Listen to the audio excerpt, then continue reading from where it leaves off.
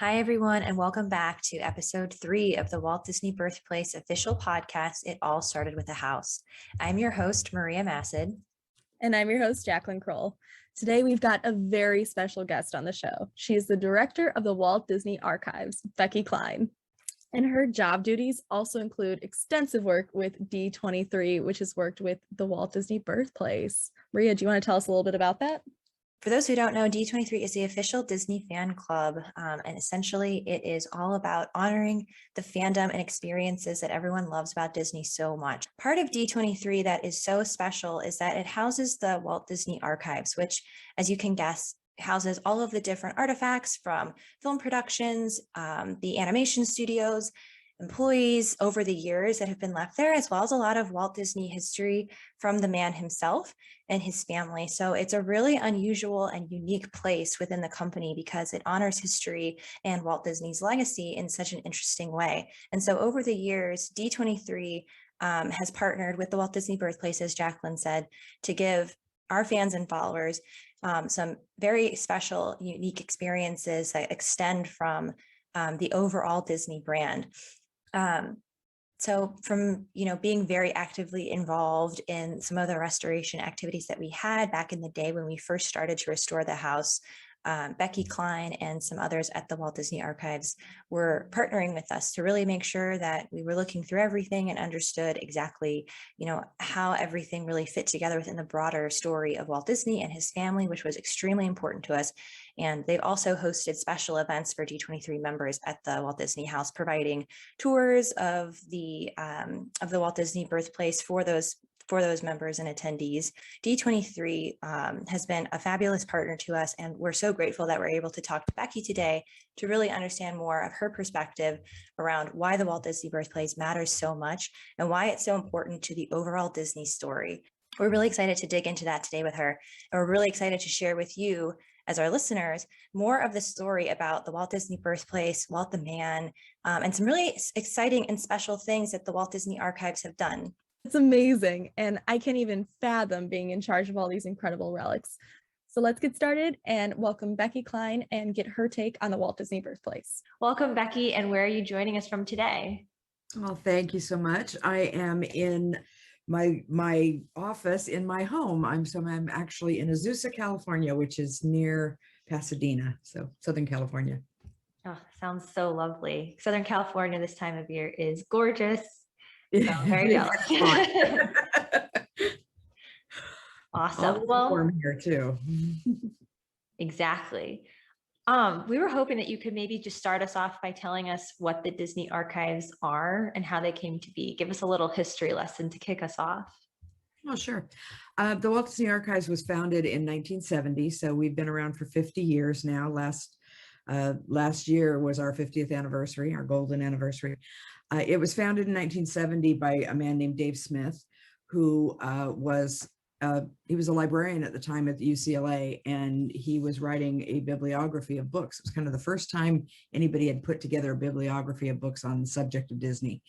And he gave a copy of it to Roy O. Disney, who was at that time running the company. It was after Walt's passing. Walt died in 1966, and Roy was the chairman of the board at that time. And he gave the copy of the bibliography, and Roy was so intrigued that he brought Dave in and talked to him, and the two of them, over some time, concocted the idea of starting an archives. And the first job that Roy gave to Dave was to inventory Walt Disney's offices. When Walt passed away, he had two offices. He had a kind of an office suite and two main offices, a formal office and a working office. And so Dave spent the first year of the archives going in and inventorying every single thing in those offices. And then from that came the option of creating an actual archive. So it was a one-man archive in 1970. And then over the years, he hired additional people to help, and it got bigger. And as the company grew, the archives grew. We're a lot bigger company now than we were in 1970. And so we are now a staff of 32. Wow. And I'm the second director of the archives. So I started working at the archives in 1993. I've been with Disney. I was with Disney for a few years before that, but I started working with Dave as his secretary in 1993 and worked my way up. And then when he retired in 2010, I got the big job. So I've been the director now of the archives for it'll be 11 years in the fall. So pretty exciting where we've come. You know, like I said, we started out pretty small and we've grown tremendously since then. That is awesome. Oh, that's amazing to hear about. And I think that Jacqueline had a couple of questions for you that I thought were really good about you and your time there. So I'll hand it over to her. So how did you discover your passion originally for archives and just the museum aspect? You know, that's interesting. I actually studied theater in college. I was I was very into theater. I have done a lot of theater and a lot of producing theater, technical theater, and on stage. And that was going to be my goal. That was going to be my career. And when I got out of school, there was no job available for me. And so I ended up working for the summer at the Huntington Library, where a friend of mine worked. And it was a very low level thing. It was what we would call a page, but it was a library assistant. So I'd fetch rare books and carry them around and deliver them to historians. And doing that and working in the rare books section of a famous library really impacted me. And I've always loved books. I've always been a reader and fascinated by libraries. And that experience just kind of turned everything around for me. And so I got very interested in library work. And while I was there, I worked there for 2 years. And then I was told by another friend of mine who actually worked at Disneyland. He worked at Videopolis, which he was a technician down there, one of my theater friends. And he said, I heard there was an opening at the archives at Disney. You should try to get in there, because he knew I loved Disney. And I said, well, yeah, let me see. And so I applied for the job, and it was a file clerk position. And I applied for it, and I talked to Dave, and he said, oh, I'm so sorry. We literally just hired somebody for that role. And so he said, but I'll keep your resume. And, and in the meantime, at Disney at that time, you could apply for one particular job, but you went in and you kind of took your test, you took your typing test, and you went in and did all your things there. And then if there was another position open that you were eligible for, or, could do, they would shop your resume around. So I got offers from 2 other groups. One of them was the music department, and the other one was home video. And so I went in and interviewed and got the job at Disney Home Video. And I was there for 4 years, and I loved it. I loved working there, but I always kept my eye on the archives, because that was my goal, and got to know the people in the archives, especially Rose Motzko, who was the secretary, had been there for about 12 years as the secretary. And she and I became friends. And so one day I heard there was an opening, and I called her and said, hey, I hear there's an opening in the photo library portion of the archives. She said, oh, they've already identified who they're going to promote into those roles, but nobody knows that I'm leaving. And she told me that her husband got transferred, and so she was going to be moving, and hadn't even told Dave yet. So she says, why don't you come in and talk to Dave? I'm going to tell him that I'm leaving, but I have a replacement for me. So that's how I got in. And it was wonderful, because I had the rare book library experience, which was great. Dave was happy about that, because he knew my former boss and had worked himself. His father had been the head of manuscripts at the Huntington. And so there was a very close collection. Dave had worked there, himself. So it was a very close connection. And it was a perfect storm of goodness there for me. And so I got the position, and then I just worked hard and worked my way up to, assistant archivist. And then eventually I started the collections department at the archives and managed that, and then was a manager by the time Dave retired. So I was able to get the director position then. I couldn't even imagine going from a Disney fan to quite literally your dream job and your passion. Do you remember your first instance of just discovering Disney, whether that be a movie or TV show or the parks? Yeah, I was, having grown up in Southern California, and, I'm dating myself here, but when I was 4 years old, I got to go to Disneyland for the first time. And I remember that vividly, because the Enchanted Tiki Room, Walt Disney's Enchanted Tiki Room, had only been open for less than a year, I think, when I first went there. And so I just remember that being it was the most beautiful thing I'd ever seen, the cockatoos and the colors and the music and the lights. And at 4 years old, I was profoundly impacted and loved that. And then, I remember being terrified on the Matterhorn, because at that time I could go on the Matterhorn at 4 years old with my dad. It was really, that trip really, kind of solidified something for me. And that same year, Mary Poppins came out. And so I saw Mary Poppins, was my first movie. It's the first time I went to a movie theater, and it thrilled me. And my mom said, I kept begging to go back. So we weren't a family that got to go back to movies very often. It was a big thing for us to go to a movie. And I begged and begged, and apparently they took me back several times because I wanted, and they bought me the album, and I listened to it until my brothers wanted to break it. And it was one of those things where I, from the time some of my earliest memories revolve around Disney. And then of course the Disney television show, and then we'd go to Disneyland the rest of my life whenever family would come to visit. It was a big treat. We'd go once a year or a couple times a year. And my dad worked for Lockheed Aircraft in Burbank. And so they had a Lockheed night. And then as my brother got older, he worked for the Southern California Gas Company. So they had a gas company night, and then we'd have Girl Scout days and church nights. And, we would go whenever we got the opportunity, but there were no annual passes back then. So, it was, you had to go as a very special event, but it was always a big treat for me to go. Wow. And just combining your passions again. I mean, as an archivist, I mean, you guys, there's only 30 something of you, so it's very select. How do you even manage to get the skill set, obviously with your rare books? And then is there even such thing as a typical day, since there are so many moving parts?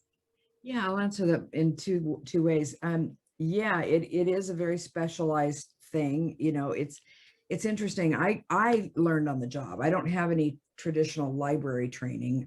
I'm like I said, I started out at a rare book library, so I was, I knew how to handle rare materials. I used to push a cart around with a Gutenberg Bible on it, so I knew how to be careful.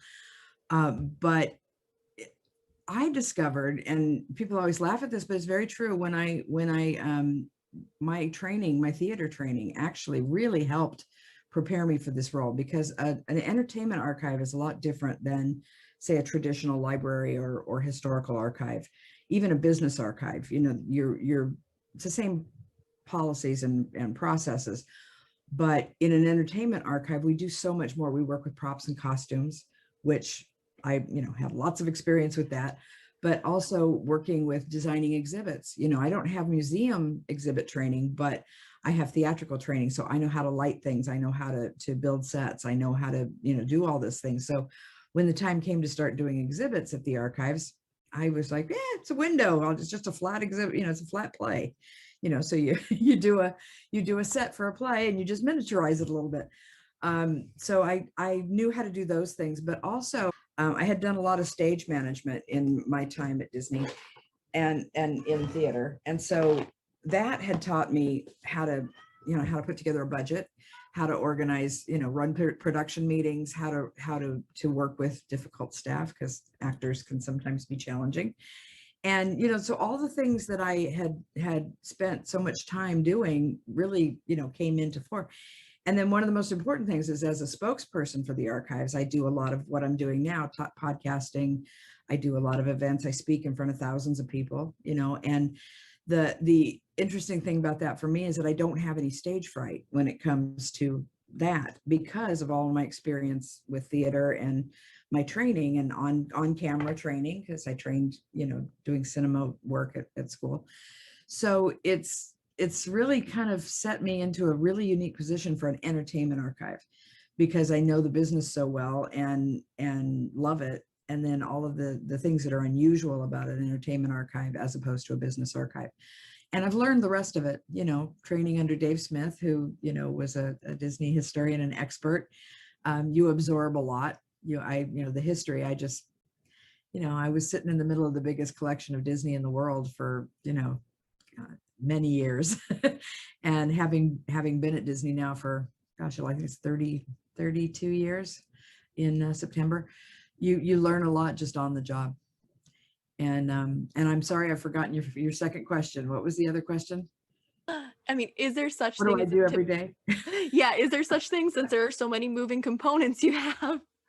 That's a really interesting question. I always have a to-do list when I sit down at my desk in the morning. And sometimes I get to some of the things on there. Usually it's prioritized. So the most important things always get done. But you never know. When I open my inbox in the morning, there's, lots of email. And usually it's a request for help with something or it's just, it comes out of the blue a lot. So that's what makes the job so much fun though, is because you never really know what you're going to be doing every day. You may have a whole, calendar of meetings or an inbox full of stuff that you're planning to do, but you kind of have to. I do a lot of juggling. So sometimes it's meetings that are planned. Sometimes it's completely, down a rabbit hole that, pardon the pun, but we do a lot of things kind of off the cuff, and that's kind of fun for me. I enjoy that because it keeps everything fresh and interesting. Yeah. So Wow. I plan, but I'm flexible. For sure. So, I mean, I personally have seen a few traveling exhibits that you guys have done and just watched all of your specials, especially like the recent one on Disney Plus. So, how do you go about choosing which pieces to put in a collection and really connect them together to form that story? We've had the collections department now. We started it in 2006, and we've had it now for long enough. We've been doing this for about 15 years that we have multiple goals in what we collect. A lot of it is just if it's really historically important. So if a major executive retires or somebody leaves the company and they want to donate their files to us or give us their documents, that's our premier function for the archive is documentation. So that's the first thing. But if it's art or documents, that sort of thing, always we say yes, and then we take and process those. When it comes to props and costumes and production materials, we kind of first look at it through the lens of, okay, how are we going to share this? Because that was the point of putting this collection together, is how do we share it with the people who want to see it, which are the fans and people who love Disney. And so we look at it from, is this exhibitable? If it's so large that we can't fit it into a museum or an entertainment venue of some sort, do we really need to take it? Is it in good enough shape to show? Sometimes props are meant to be used for a week or two, and then so they're not built very sturdily. But if it's a piece that we know people want to see, we will take it as an exhibit piece. We also take things sometimes for reference pieces. So if we know possibly down the road they're thinking about a sequel to a film, or if we think that 20 years from now somebody's going to need to see how this costume was made so they can remake it or something like that, we'll take it and take photos of it for that purpose as well. And then it's just kind of, we make wish lists. We watch the movies, and sometimes we're lucky enough that sometimes we get preview screenings of things, and if it's a big tentpole film that we're going to need to take a lot of, we usually get an advanced screening before the assets are disseminated. And so what we do is we watch it and just make a wish list and say, here's the things that we want from Cruella, or here's what we want from Mulan, and give it to the people that handle the assets after production. And it's gotten to be a thing now. They know, that we get the prime pieces, we get the iconic thing. So if you have a movie that's named after a prop, like Dead Man's Chest, Pirates of the Caribbean, Dead Man's Chest, we need to get the dead man's chest, or if there's a costume or a prop that is a really important plot piece, we will ask for that, make sure that we get something that people will remember from the film later. And then of course you think about who's wearing those costumes and using those props. So if it's a costume worn by a famous actor, we want to get those, even if it's a small part, if it's a cameo role, and this is television and film. So we make sure that, if there's a real, interesting appearance and they have a costume, we'll ask for that, even if it's not a major plot point. So we look at it through that lens. And then of course, when the parks close an attraction or refurbish or reimagine an attraction, we will ask to get those pieces that, people will, like when the Great Movie Ride closed down, we knew that there was a lot of audio animatronic pieces and props and set pieces that people would remember fondly. And so we made sure to ask for particular things. And so they send them to us, and we're very fortunate in that we can save people's memories that way. And so the archives having a big collection is a very good thing, because then we can do our exhibits and share them all over the world. Exactly. Yeah, that's amazing. And I think part of the charm there too is that you've got all these people who can kind of see it. But what's fascinating is that the archives takes such good care of all of these pieces that let everybody kind of into that story. And while you were talking, it reminded me of the Walt Disney Birthplace and some of the things that have traveled to and fro Chicago and and the archives. I was wondering if you could tell us how you felt when you discovered with the Birthplace team that the box of birth certificates in the archives that had been there for a long time fit perfectly into the secret compartment hidden beneath the floorboards in the Walt Disney Birthplace. That was pretty exciting. I mean, I was there when Roy Disney brought in that box originally. So how it happened is that Roy came by one day to see Dave and brought this in with him. And it was this little rectangular black tin box with a handle on top. And he brought it into Dave and he said, I found this in my garage. I'd love to see Roy Disney's garage sometime. But I found this in the garage, and this is the box that my grandfather kept his important papers. So it was Elias Disney's, and said, I thought these things should come into the archives, because Roy was a very generous, supporter of the archives. Obviously, his father had started the archives. And so Roy E. was very much interested in what we did. And so he brought that into Dave. And I remember standing there watching Dave open it and look inside to see what's there. And there was Flora's and Elias' marriage certificate. There was a baptismal certificate for Walt. So there's no birth certificate for Walt, but there was a baptismal certificate in there. And then, family documents, papers, letters, things like that. But there was also some postcards that Walt had drawn and sent to his mother when he was, away from home. And so that was just really exciting. So that was a major piece for us. So we carefully, Dave took all the documents out and conserved them and processed the whole thing. And he kept in a credenza behind his desk, he kept that little black tin box, but all the documents, of course, were put into acid-free, materials and a special container. And so that was something that we'd bring, things out and share them, or we'd show the postcards and the baptismal certificate and things. So I always knew about it and it was always there. And then when Dave retired, of course, that was my credenza and the box sat behind my desk.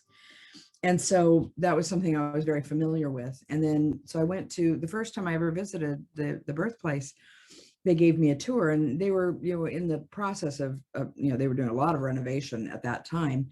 And so it was kind of a hard hat walkthrough, and a lot of the walls were open, and, walked through the upstairs bedroom.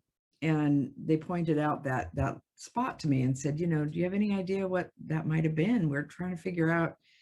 And I looked at it for a second and I realized the size of it. And then he said, that's where the bed would have been. And I thought, oh my gosh, if it was in the turn of the century and I had to hide something somewhere, where would I put it? Okay, under the bed. And then I thought, well, wow, I wonder what, and then, I said, I bet you I know what's in there, what went in there. And so when I got back to the office after that, I took some measurements and I sent it to them and said, would this have fit in that space? And that's when we figured out it fit just exactly. And of course, Elias built the house, so we know that he made that spot, that thing. It was hardly would have been added later. And so we thought, well, what would Elias have put there? He would have put things that he wanted to hide. And that was his box of papers and special things. So it just seemed like a perfect fit. And I'm sure that's what it is. So that was really exciting to me to kind of connect that little piece of Disney history and then share that with Brent and Dina. Yeah, absolutely. I love hearing that story. Like, I don't think I'm ever going to get tired of it, because it just speaks to the idea that the birthplace, even though it's historical, it's kind of like this scientific expedition into the past where you have to fit different pieces of the puzzle together. And one of my other favorite stories is about Elias actually was in the soda business for a bit of time with Ozark Soda back in the early 1900s and 1910s in Chicago. And, the soda business didn't do all that great. In fact, it was a flop, which is probably why you haven't heard of it. It doesn't exist anymore. Though we have a recreation line available at Rocket Fizz soda shops around the country. So you can definitely still try it. It's not the same recipe, I'm sure. But either way, it's interesting that, all this history kind of traces itself back to Chicago for the Disney family. And what makes it tangible is these artifacts that we find through these scientific quote unquote expeditions where we travel into the past and we try to look through, different estate sales and see what people think, oh, I'm just going to throw this away. And in fact, it turns into a real big treasure. And one of those pieces was a soda bottle that had Ozell on it. And so I'd love to hear your thoughts about Ozell. No, I love Ozell.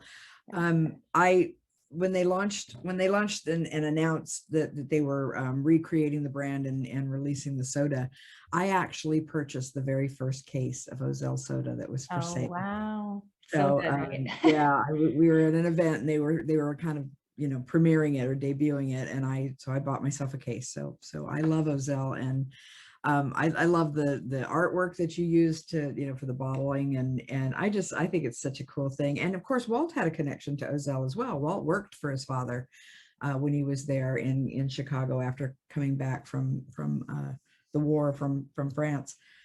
He was a bottle washer, in the factory. So there is a connection directly to Walt as well as his father.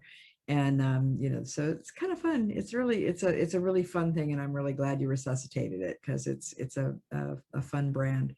And of course, there's all kinds of connections between the birthplace and the Walt Disney Company with Walt. And so I'm just really, really happy to share that. So is there anything about Walt's beginnings and the family that fans don't know that you find interesting or just unusual? I think one of the things that interests me the most, and I think a few fans know, but I don't think very many understand how deeply involved Flora was in designing the house and working with Elias as in his contracting business.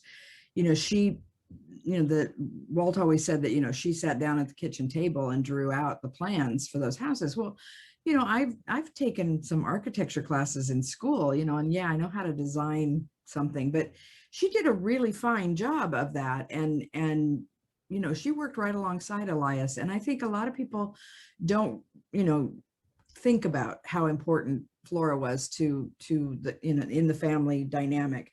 And Elias was the contractor, and he worked with his neighbor to build these houses and to the church and all of those things in the neighborhood. But Flora was the one who sat down and designed these things. And I mean, I'd be terrified to build a house that I had designed.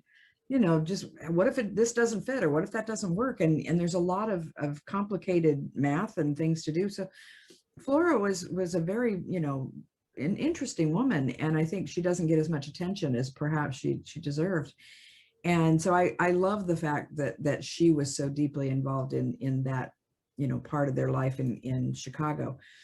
And so I think, and also, Elias was he had a temper. He had an interesting temperament, and he had lived a very interesting life. He'd had a lot of ups and downs, and she just seemed to be kind of the anchor for the whole family. She was kind of the rock, and she kept him going and helped him with his business, which, was as successful as possible. And then, keeping the family dynamic going, I think was challenging, especially in those years. And they were on the frontier. People also don't realize that where they lived in Chicago was truly the frontier of America at that time. It was not very well developed. There were still mud streets, and, there was that was around the time that Chicago started expanding and that the outskirts became citified. And that was part of the problem too, is why they left, is because the crime rate skyrocketed in their area, and they were concerned about, the influence of what was going on in that area, the kind of the wilds of Chicago with their older boys. And so, she had a lot to deal with, trying to get this business going, living on this frontier and raising, all those kids. And so I think it was, she was a really interesting person. And I think there's not a focus on her, but she was so important in Walt's life. He adored her. And also Roy's, of course, they all adored their mother, but I think he had a very special, relationship with his mom, and very tender feelings towards her. And you can tell that from reading things that he wrote, and also, of course, his interviews that he's done. Yeah. Yeah. Wow. I look back in time and think about that portion of land in Chicago. And I think about it now. Obviously now it's a full-fledged neighborhood. Lots of people live there. But even now it's not as connected to downtown as other parts of the city are. Like there's no L line running through it. There is a metro stop actually very close by that connects that area of Chicago into downtown, but it takes a lot of effort, I think, actually, to get to that part of Chicago. And so I can't imagine how it must have been for Elias when he was going to work on like the World's Fair in 1894 to build buildings for them, and then to travel all the way home. I mean, it took some real dedication. So I think that it's just interesting to think about how the land itself has changed over time as well. So yeah, and they lived close to the fair when he was working on it, on the White City. They lived nearby, actually. And then after the fair ended, that's when they had the wherewithal, and he had worked there long enough to make some money, and he had the skills, that really improved his carpentry skills working on that fair. And so that's when they had the kind of the courage to kind of homestead. They moved out northwest of Chicago, and helped build that neighborhood, and built the local church and things like that. The school was there, and there was a town there, but it was pretty rural. And that must have taken a lot of courage to leave what was familiar in the city of Chicago and take your little kids northwest to a new settlement, a new town. And it was, they were definitely entrepreneurs, the two of them. I mean, I love hearing, especially from people who just have such passion about Disney and learning the history behind it, almost want to humanize Walt and his family in general. What do you think is the driving force behind people wanting to know all about Walt's life and his family and how he created Disney?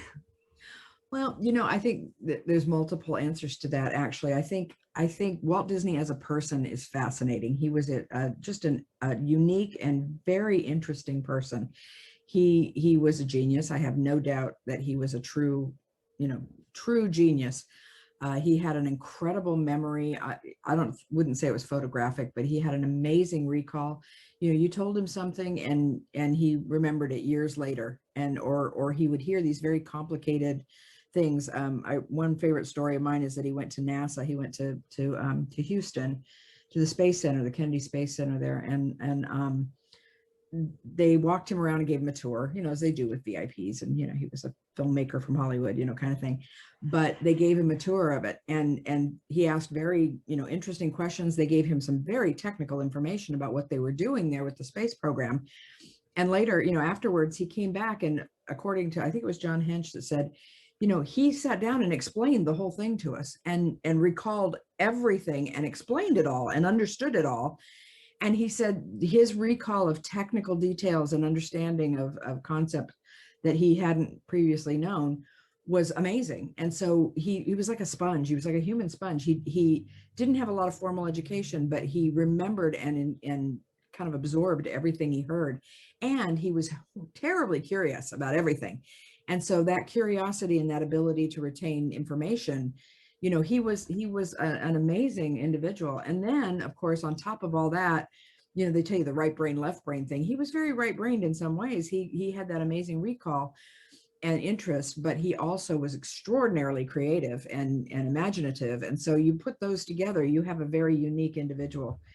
And there's a lot of creative geniuses that we've had in the world up to Walt, but I think he was unique in that place. And he also was very down to earth. And so he knew what the public wanted. So that was the other piece of that, is that he understood that everyman concept and that family entertainment what families and just people in general, what they want to hear and what they need to see.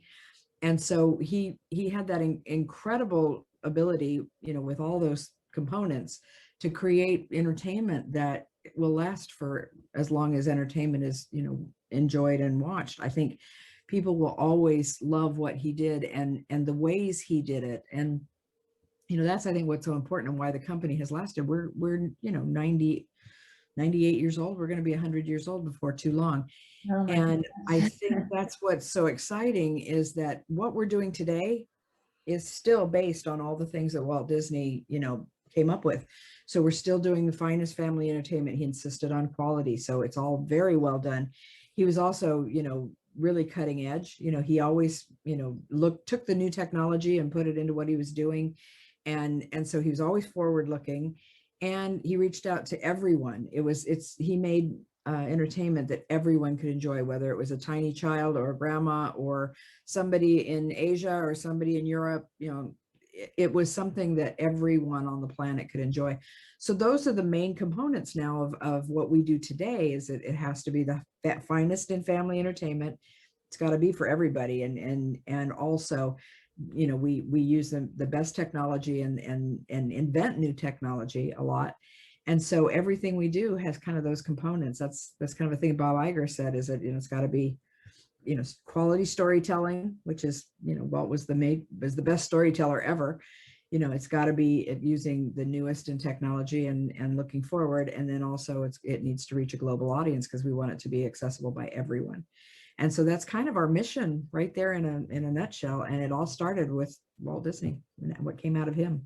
I still can't believe he's the type of guy that walking around Disneyland would just sign autographs for as many little kids as he could. And I think that kind of just speaks to the company and speaks to the man himself, and taking that, I mean, like you said, pairing with technology and looking forward while also having that historic background of making quality for everyone. That's amazing. Telling stories. It's just, he just told his stories in different ways, but and he grew up on fairy tales and folk fables and heroes of the American West and Mark Twain and Abraham Lincoln and those people that he idolized, and he brought those forward and shared them in his own unique way. And that's what we try to do today. That's what Disney is all about, is telling those stories just the way he did. Yeah, what I really like about what you had said was that it's kind of like Disney history is kind of viewed as its own little sub bucket of Disney culture, right? But it really is kind of just throughout everything. Walt is there, Roy is there. Right. The Disneys are just in everything that the company does. And I think that that's amazing. I'm not sure how many companies these days can really say that if you think about it. Yeah, you think of another company, can you name their founder? There may be a couple of them, but you Right. don't know them well. Exactly. So it's really interesting because I don't know, I just feel like Walt Disney just has so much, not just going for the brand, but also for the people who built the company. And my question to you that I've been kind of wondering over the last few months as the world opens back up is, why should someone care about the history of the brand and the people who built it? I mean, obviously, like theme parks and movies and everything like that is amazing. It makes the brand really come to life. But I'm just really wondering, like, what your thoughts and opinions are about, like, why someone should care about people who are long gone. Well, my own personal, thoughts on that are that we always learn from the past, positively or negatively. And, there's so many things that happen in our lives and in our world that, are negative. And I think it's really important to remember the positives as well. You turn on the news at night and you hear all kinds of things that upset you or annoy you or whatever.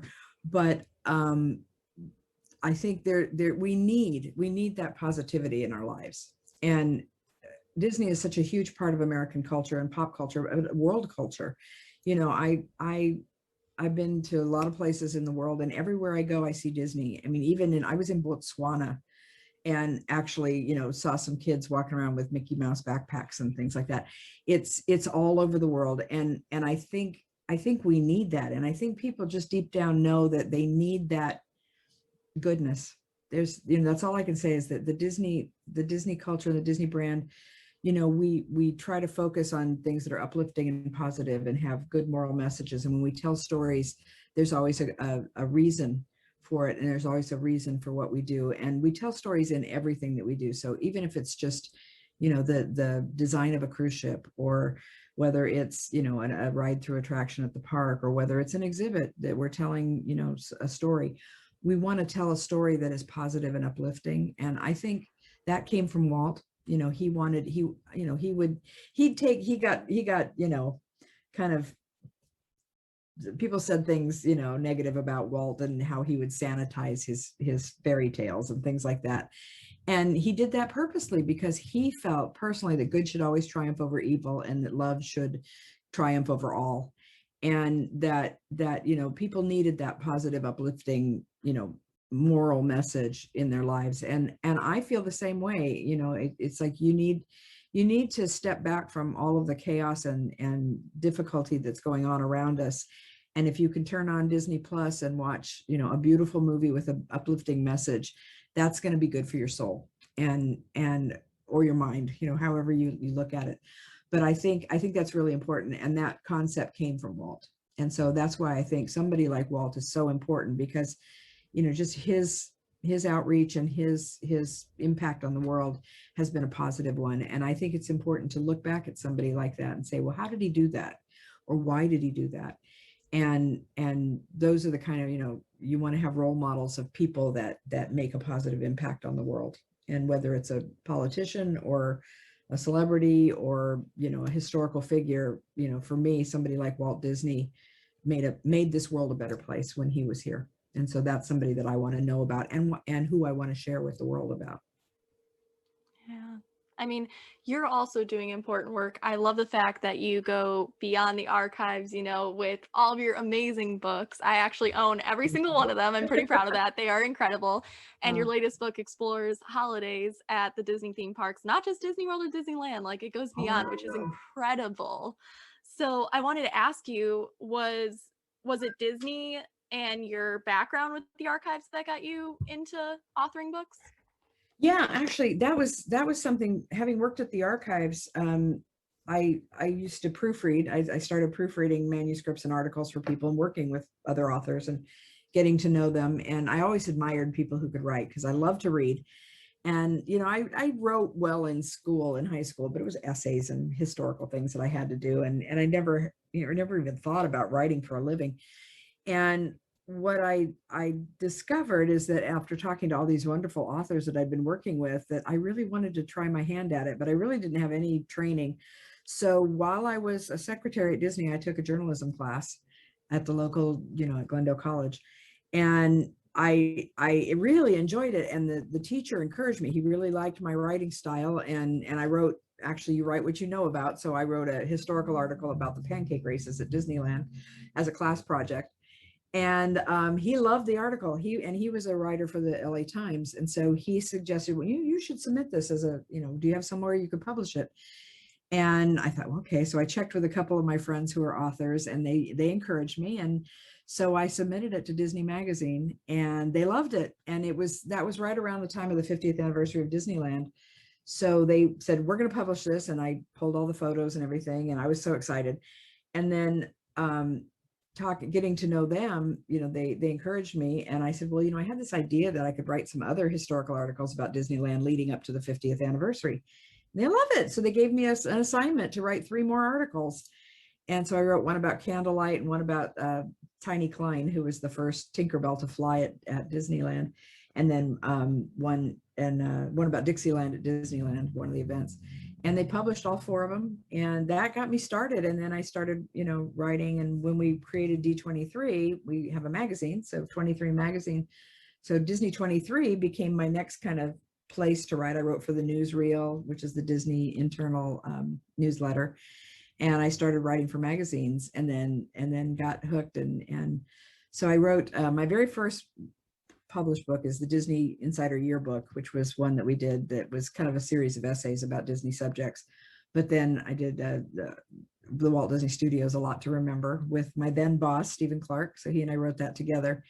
and then the holiday book, which is Holiday Magic at the Disney Parks. And that was really amazing. That took us 10 years. So we worked on that for a long time. And we did The Art of Disney Costuming, which is another book that we recently published. That was published. Jeff Curdy was the actual author on that one, but we produced the whole book, and everything in it is based on an exhibit that we did for the D23 Expo. And then, of course, that exhibit has now traveled, and it's in Seattle right now, the MoPop, Museum of Popular Culture.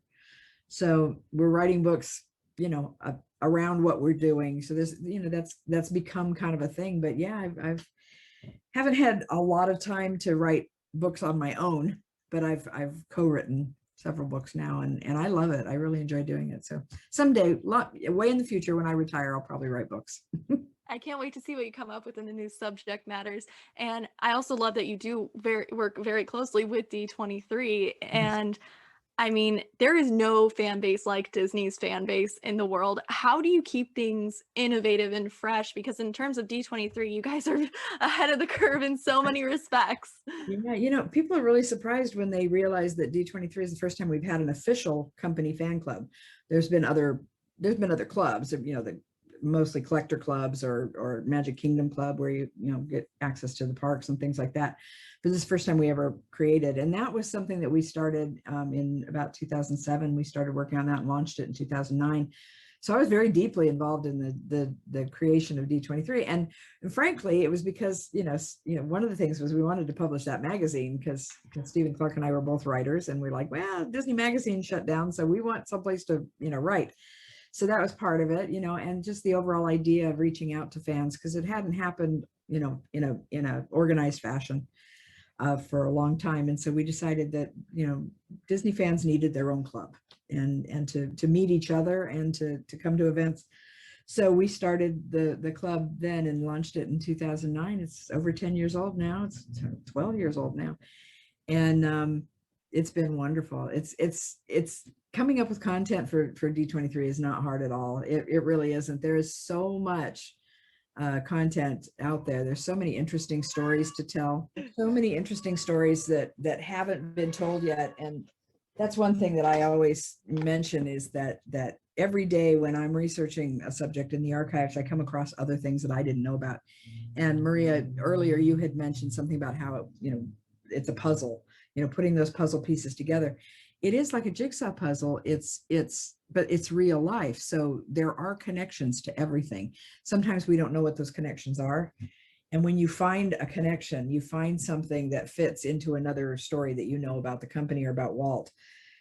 It's fascinating to find those little tiny things. It's like, oh, I didn't know he knew that person, or, oh, I wonder where they met. And then you look up, correspondence, and you go, oh, they met at this event. That's really cool. And, it's fascinating to just kind of make all those connections and learn all that stuff. And then when you find, art from an unpublished or unproduced cartoon, or you find a story and you figure out the genesis of it, or the origins of a story that everybody knows, you tuck that away. And so when they need a spotlight article about, this film opening, or we're celebrating the anniversary of this. And so all those stories exist, we just haven't uncovered them yet. And so as we as historians, research and find these things, sharing them then at D23, either in an article or a book, or in a presentation at an event or something like that, there's so much. We have such a rich history. It's 100 years of amazing history. And there's so much to tell that, we're never short of interesting content and uncovering these new, and there's a lot of historians out there too that are doing such great work. A lot of them come to the archives and they get the chance to go through all these great files. We don't, as archivists, we don't always have the time to actually do the research ourselves or to dig into these amazing files. But we pull them for other authors. And so sometimes we learn along with them, their discoveries, and they publish them and we read them. And sometimes we kind of lament the fact that I wish I had time to go through Walt's correspondence, but instead I have to pull it for so-and-so to look at. But it's really, it's fascinating to learn that stuff and then to share it. Yeah, I think that D23 and the archives have been such amazing partners to the Walt Disney Birthplace. So hopefully there'll be some fun things in the future again, as the world opens up. Our last question, I guess, Becky, is more personal to you. I was kind of curious about if you had to tell us what makes the Walt Disney Birthplace so special to you, what would you say? I feel like Well- everyone has their own their own story behind why it's so special to them. So I'd love to hear yours. Well, you obviously know that I'm obsessed with Walt Disney. I mean, I just love Walt, and anything related to Walt Disney, I'm fascinated by. But I think, Walt always said, it all started with a mouse. Well, it all started with a man. It all started with him, and that's where he started. So the fact that the birthplace is literally his birthplace, that's where Walt joined the world. And that was the first place he ever was. And I think it's wonderful to know that it's still there. There's so many things that we've lost in this world. There's so many places that have been changed, buildings that have come down and buildings that have gone up, and just the fact that the house is still there and that it's so intimately connected with Walt and his family, that it was actually built by his father, that, it was designed by his mother and built by his father, and that he was actually born in that building.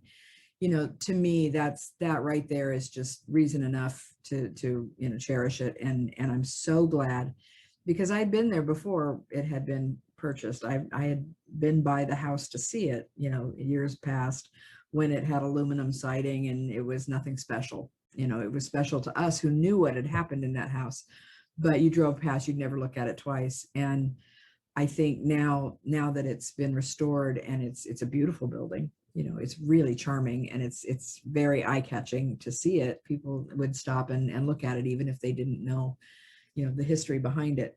But I think that's what's so special. And just as I made it a mission to recreate Walt Disney's offices at the studio and share that, so that people could walk through them and see the space that Walt worked in. Now you can walk through the place where he was born, which is, very exciting to me, and something that I definitely want to support. That's amazing. Yeah, it's a treasure to the city of Chicago, and I think a treasure to all the Disney fans. So if you haven't had a chance to visit the Walt Disney Birthplace yet, maybe on your next Chicago trip, you can visit. It's definitely very magical. So, and I know that Becky's cat agrees. So She is a Disney fan too. Oh, He also likes treats, where I give him treats to keep him quiet.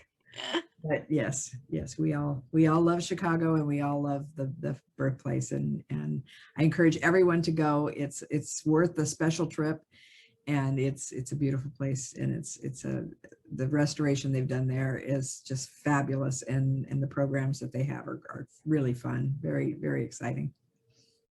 that was an amazing conversation with Becky. So glad that she was able to join us today. Jacqueline, what was your biggest takeaway from the conversation? it's just an honor to speak with Becky. And for me, it was kind of a general thing, because I loved hearing the stories behind every little item they have. And I would just sit and hear all her stories all day. But for me, I think it was just hearing stories behind items, because I'm such a history buff. How about you? What was yours? I completely agree, Jacqueline, as a history buff as well. I think what's been most interesting for me is how Becky has helped piece together the puzzle of Walt Disney's history with the Walt Disney Birthplace. Imagine dialing down through layers of linoleum and older floorboards, going all the way into the original, and seeing that there is a square in the floor that contains the perfect size secret compartment for that box, and thinking, finally, like, now I really understand what they did with this box, and fully piecing together the history. I mean, it's kind of like really interesting detective work if you think about it. My favorite part was hearing about that from Becky, and really understanding fully like what it's like to be in this day in and day out, and really wrapping my arms around what it's like to be a curator and an archivist.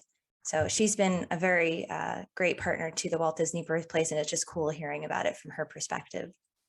It is. It's amazing how a timeline came together of Walt's life, thanks to Becky and the entire team there.